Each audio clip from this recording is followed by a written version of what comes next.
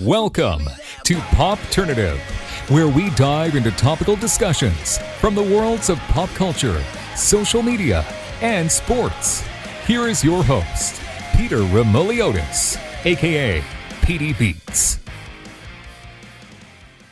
Hello and welcome to the Popternative podcast. This is the podcast where we have digital discussions from the worlds of TV, film, pop culture, social media, everything really depending on the guest. We talk about it all.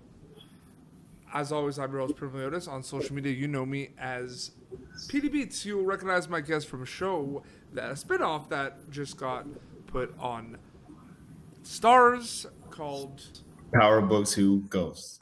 Lovell Adams-Gray is with us. Lovell, welcome to Popternative, man. Oh man, pleasure to be here, bro.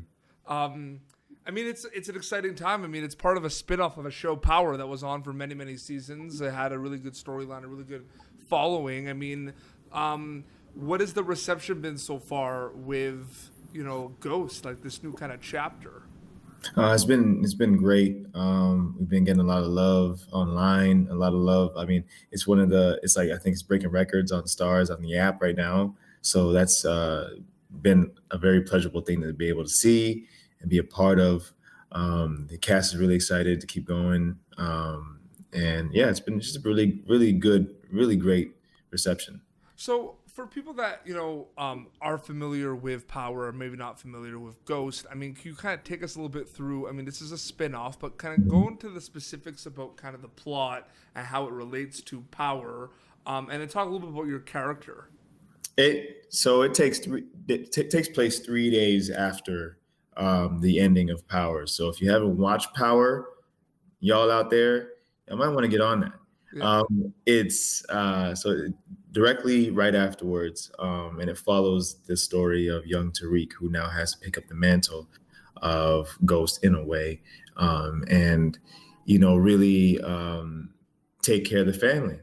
Now that if you haven't watched the show by now, I'm not really spoiling anything, but you haven't watched Power by now, we all know that Ghost dies, and it leaves the family behind. So it leaves Tariq, it leaves Tasha, and Yasmin. So now it's up to Tariq to take care of the family, and we're going to see him. We're going to follow his story and see, what he has to do and how he battles with himself versus the responsibility of the family. So the slogan of the show is "Choose wisely," and that plays a big element to what actually goes on between not only Tariq but every character that we see in the show. And can you talk a little bit about your character specifically?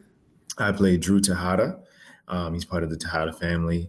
Monet is the matriarch of that family, and we're like, for lack of a better term, we're like the crime family in Queens. And my character, he's the artist, the reluctant street guy, and it's not like he doesn't want to do it. He has other interests outside of just running the streets and hustling and making money that way, and wants to express himself in that way. But he comes up at a roadblock when it comes to family responsibilities. There's a lot of things in Power and in Ghost that, that people could, like, these shows are, obviously fictional, but, they're about kind of situations in real life, like situations that people have, encountered in real life, the family dynamics, tough situations and everything. Do you see a trend as yourself, as an actor, as a storyteller? I like to call you guys storytellers. Do you see a trend with a lot of popular stuff being kind of content that is real, about real life, a slice of life that people can kind of relate to, Lovell? I do see that trend, and I think especially with coming out of quarantine now, us as human beings, the viewers want to see things that really mirror what's going on in the real world and really taking a slice of life kind of thing. But the pleasure with Ghost is that it's real people in these extraordinary circumstances. Yeah. And it's not superpowers. It's not, ghosts and monsters. It's real people. Even though it says power in the...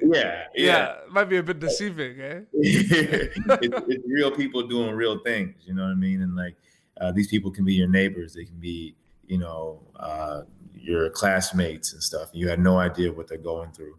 In a way, I believe that this show kind of builds empathy because you have no idea what's actually going on in somebody's life. But it kind of fantasized because it's about the drug game. No, absolutely. It's crazy like how long Power was on air too, right? Yeah, man. It's a testament to a good show. Yeah, like it had a very good run. Yeah.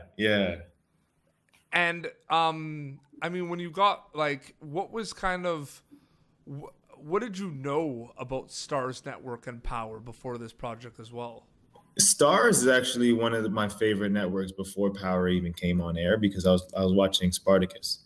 Spartacus was on Starz, and it was like I had actually watched Game of Thrones on HBO, and I watched not to spoil HBO, but something very graphic happens in about like season 6 or 5 of Game of Thrones. Yeah. I don't care about the spoilers. We're talking about the Red Wedding.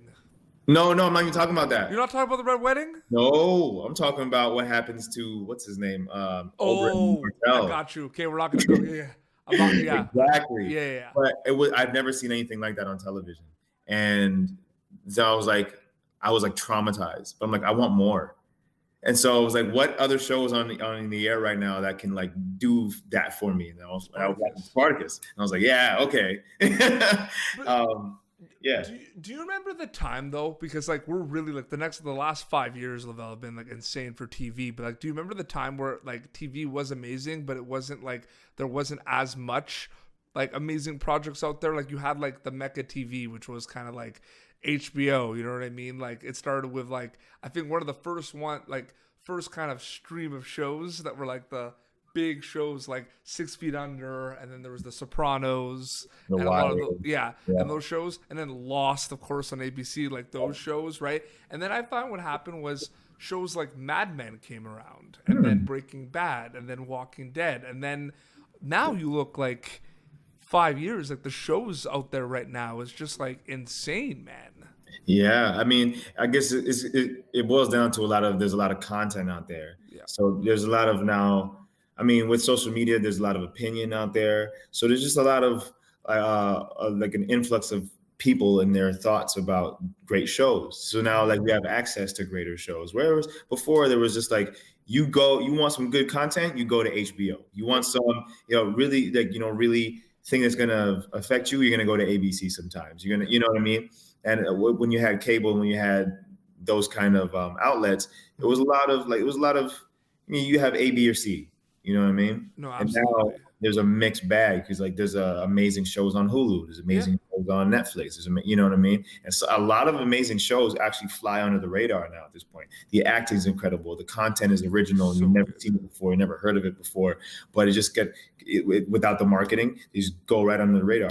Yeah, you know? I know. It is crazy. So PD Beats, Lovell Adams-Gray, #OCanada. We are both Canadian. Yes, sir. And I'm a 91, I'm 29 years old. So I grew up with a lot of, YTV and a lot of Canadian content, and I'm sure you kind of grew up with the same stuff. I'm 92, I'm right there with you. Oh man, so here's the thing. There was a stigma attached to specifically Canadian TV that it wasn't as good as American TV. That stigma is gone, especially in comedy as well. Kim's Convenience, Letterkenny, Schitt's Creek, like Working Moms. These are all Canadian shows. What do you think about that as an actor from Toronto, Lovell? It's a great time to be an actor from Toronto, to be a man from Toronto. It actually always has been, but it's just that like we've always been seen, I guess, from the States as like the States' little brother kind of thing. Yep. And so we kind of see ourselves like that sometimes, or we used to. And it's like you as an actor going to do lead a Canadian show and then going to the States and like trying to get work. You're like, oh, what have you done?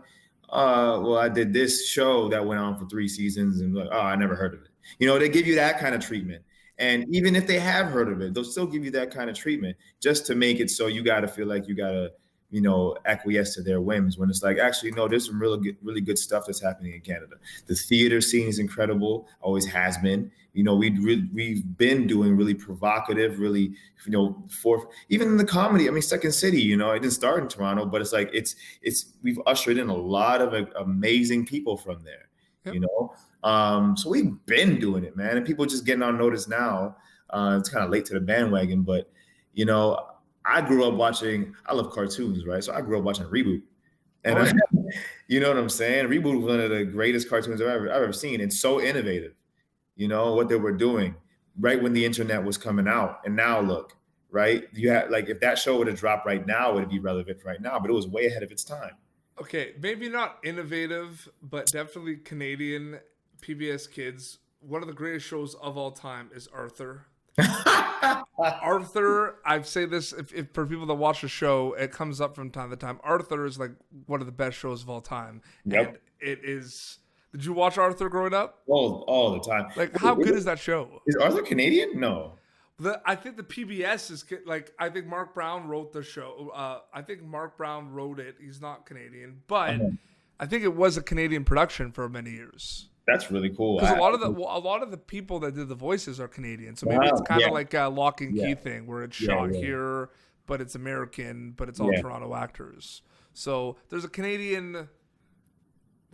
There's a Canadian connection, but man, the things that would happen in Arthur, and no, I'm not surprised Arthur memes became popular, man. Like, Arthur's the best show of all time. Like, it really is. It really is, man. Arthur is childhood. Arthur, Magic School Bus. Oh man. I'm gonna throw some at you. I wonder if you remember them, if you watch them. Okay. Because we're talking Teletoon now. Angela Anaconda. All day, every day, in that man war. Yeah. Oh man. Do you remember there was this show called Mega Babies? Do you remember that one? You know what's funny about that? We were just looking at the theme song the other day. Mega Babies. It's crazy. There was a block, man. It was Angela Anaconda, then it was Mega Babies, and then there was this show called Cyber 6.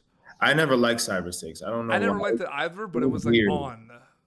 Yeah, it was like I think it was a little too dark for me as a kid. I wanted to see like brighter colors and stuff like that. Yeah, there was a lot. There was man. I used to love What About Mimi? Do you remember that one? Yep. I remember songs from that show. Dude, a lot of that stuff is like amazing Canadian kids content, man. Oh yeah. Do you remember? Okay, so all right, no, Ren and Stimpy wasn't Canadian, right? No, it was not. It's Nickelodeon, but that was a good one. Yeah, that was a good one. Okay, if we're talking non-Canadian, I mean, Rocket Power on Netflix, on Nickelodeon was like one of my favorites. I never liked Rocket Power. Really? I never liked Rocket Power. Was Rugrats Canadian? No, that's all like American Nickelodeon stuff. Really? Yeah. It felt like us. It felt like it felt so personal. Hey Arnold, remember Hey Arnold? Yeah. Have you ever? Okay, we're not gonna get into it right now because we're gonna wrap up soon. But like, there's a lot of there's a lot of theories about. There's a lot of like fan theories about certain shows. Yep. There's a lot of stuff about Hey Arnold that's like interesting. Yeah, I know. You know where I'm going with that. Some of it's like just crazy people mixing up, like just trying to reach for straws and grasping for things a lot of the time. But I love Easter eggs. I love getting into conspiracy theories and like how deep things go, and I love it, man. Trust me. Like the Rugrats theories are crazy too. Oh, yeah. Yeah. There's SpongeBob's theories. Yup. Which like it has to be true though. Like those ones. The SpongeBob one. You watched SpongeBob, right? Yeah. Remember the episode where they were on the hooks, like they were fishing hooks? There was a famous episode where Patrick and SpongeBob found an area called the Hook Field, and it's basically like hooks because it's like fishing. Mm-hmm. So what they would do is they would like jump on the hook, like the fishing hook, and get reeled up, and then they would jump right away. And it was like, you got to try it. You have to do it once. I mean, that is like, they're playing with drugs there, man. Yeah. Like what? Anyway, Lovell, thank you so much for coming on Popternative, man. I really enjoyed chatting with you. It's my pleasure, Petey. Thank you so much, man. No problem. So they can watch Power Ghost now on Starz. Yes, indeed. And they should watch it because it is a spinoff of a long-running amazing show on Starz, and it's real, and there's a lot of intense stuff that happens in the show. Yeah, and they should watch it because it has me in it. It also has Mary J. Blige, Method Man, and a large cast of amazing, wonderfully talented actors. What was it, very quickly, what was it like you mentioned Mary J. Blige, Method Man. What was it like kind of working on a show with them? Like, you got to put all of your, like, hey, I grew up watching you to the side. Yeah, I love Method Man, though. I think Method Man, I know a lot of people know his music, but same Mary J. Blige was specifically Method Man because he was also in Teenage Bounty Hunters recently on Netflix. He's so good at acting, man. Like, yes, I just want to say, he's a great actor. He's all about the craft, as Mary. And they really get down to work and love the work, and they're also really great energies to be around. Yeah. You know? Yeah. It's amazing. And where can people follow you on social media to keep up to date with everything? Yeah, Lovell Adams-Gray on Instagram. I got rid of my Twitter because it was kind of like boring. But yeah, I got Instagram. Lord knows how long I'm gonna have that. But you can find me on Instagram at Power Book to Ghost. Yes, sir. Which is amazing. Well, thank you so much, man. Seriously, all the best, and congrats on the success so far. We see social media, like, people love the show so far, so it's awesome. Well, this has been Popternative, youtube.com/Popternative for previous episodes. Until next time, it's Lovell Adams-Gray and Peter Beats signing off. Peace. Thank you for tuning in to Popternative. Make sure to check out our past episodes of Popternative on YouTube. Be sure to like Popternative on Facebook and follow us on Twitter. This has been an Autograph Communications production.